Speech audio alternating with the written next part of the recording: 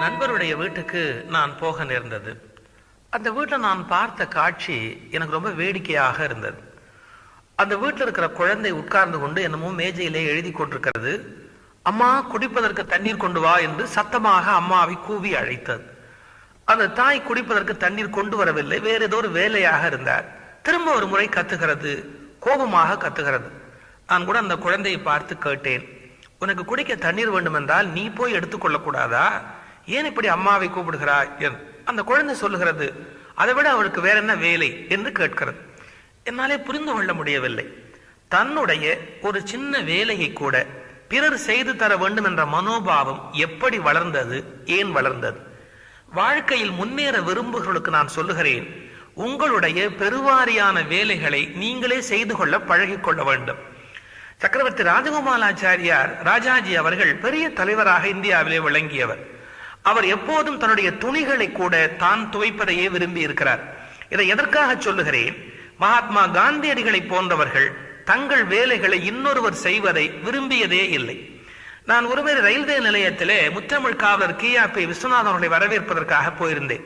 அவருடைய கையில இருக்கிற பெட்டியை நான் வாங்க போன போது அவர் சொன்னார், எனக்கு ஒண்ணு இன்னும் வயசாகிவிடவில்லை, என்னாலே இதை தூக்க முடியும் என்றார்.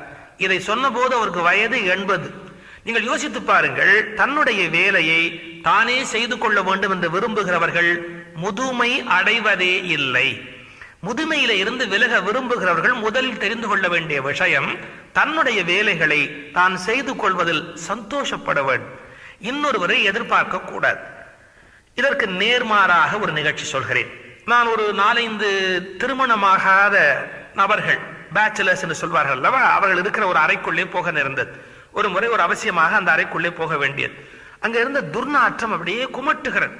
ஜன்னல் கதவுகளை கூட அடைத்து வைத்திருந்தார்கள். நான் கேட்டேன், தம்பிகளா, இந்த கதவை திறந்து வைக்க கூடாதா? ஏன் ஜன்னலை சாத்தி வைத்திருக்கிறீர்கள்? அதுக்கு சொன்னார், மாலையிலே கொசு வருகிறது, அதனால நாங்கள் சாத்தி வைத்திருக்கிறோம்.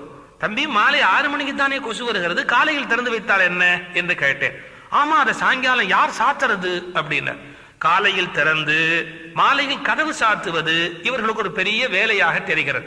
சாயங்காலம் ஆச்சுன்னா அதை யார் சாத்துவது மறுபடியும்? அதுக்காக நாங்க மொத்தமா அடைச்சே வச்சிருக்கிறோம் அப்படின்னு சொல்லுகிறார். இது எந்த வகையிலே நியாயம்?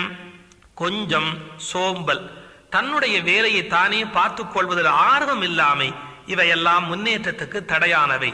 முன்னேற விரும்புகிறவர்கள் தங்களுடைய வேலையை தாங்களே பார்ப்பதில் சந்தோஷப்பட வேண்டும்.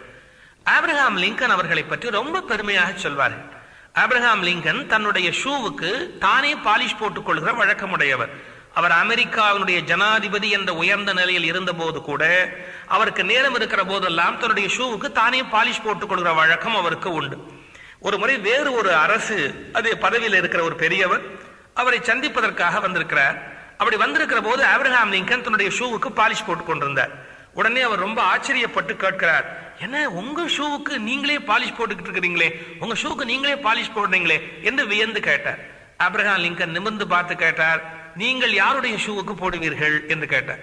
தான் வேலை செய்வதை ஒருவர் கேலியாக பேசியதை பற்றி அவர் பொருட்படுத்தாமல், அப்படியானால் நீங்கள் வேறு யாருடைய ஷூவுக்கு பாலிஷ் போடுவீர்கள் என்று கேட்கிறார் என்றால் தான் வேலை செய்வதை அவர் ஒருபோதும் தவறுதலாக நினைக்கவில்லை. இதைவிட ரொம்ப முக்கியமான செய்தி ஒன்று நான் சொல்ல வேண்டும். தாழ்வு மனப்பான்மையினாலே உடல் உழைப்பு செய்வது கேவலம் என்று பல பேர் கருதுகிறார்கள். மேசையிலே உட்கார்ந்து உழைப்பது பெரிய காரியம், ஒயிட் காலர் ஜாப் அது ரொம்ப பெரிய காரியம் என்று நம்புகிறார்கள். இல்லை, நீங்கள் உடலாலே உழைப்பது மேன்மைக்குரிய காரியம். ஆப்ரஹாம் லிங்கனுடைய தகப்பனார் செருப்பு தைக்கிற ஒரு தொழிலை செய்தவர். அதை கேலி செய்வதற்காக பாராளுமன்றத்திலே ஒருவர் அவரை கிண்டல் செய்து சொன்னார், மிஸ்டர் லிங்கன், உங்களுடைய தகப்பனார் தைத்து கொடுத்த செருப்பு இன்னும் என்னுடைய காலிலே இருக்கிறது என்று சொன்னார். வேறு ஒருவராக இருந்தால் வெட்கப்படுவார்கள். ஆப்ரஹாம் லிங்கன் சொன்னார், பார்த்தீர்களா, என் தந்தை எவ்வளவு திறமையாக தைத்திருக்கிறார் என்று தெரிகிறதா? இப்போதும் அது கிழிந்து போனால் கவலைப்பட வேண்டாம், என்னிடத்தில் கொடுங்கள், நான் நன்றாக தைத்து கொடுப்பேன் என்று தான் பார்த்த தொழிலை பெருமையாக கருதினார் ஆப்ரஹாம் லிங்கன். எனவே உடல் உழைப்பை ஒருபோதும் கீழாக நினைக்காதீர்கள். இந்த சேனலுக்கு சப்ஸ்கிரைப் செய்யுங்கள். தினமும் ஒரு வீடியோவை கேட்டு மகிழுங்கள்.